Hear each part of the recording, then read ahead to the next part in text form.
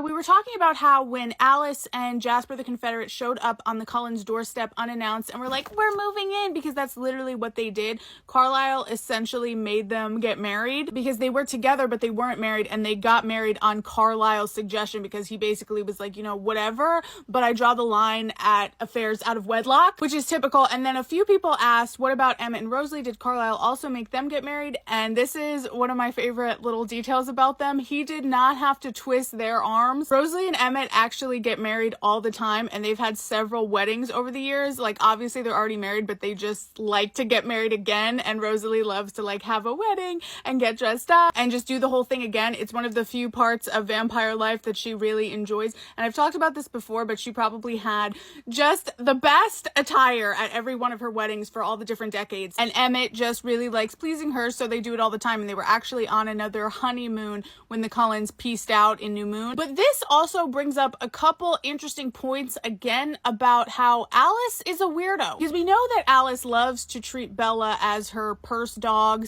/ living Barbie doll to indoctrinate into her weird human cosplay cult, right?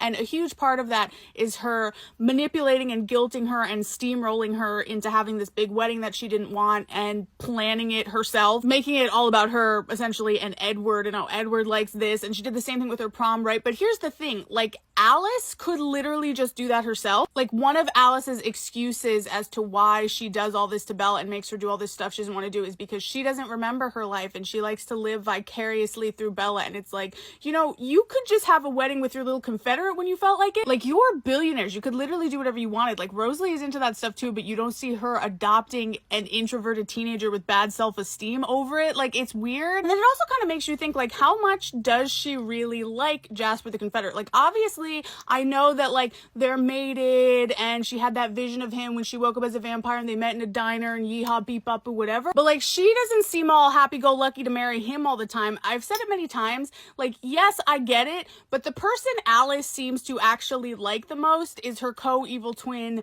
Edward. And that's all I'm going to say about that.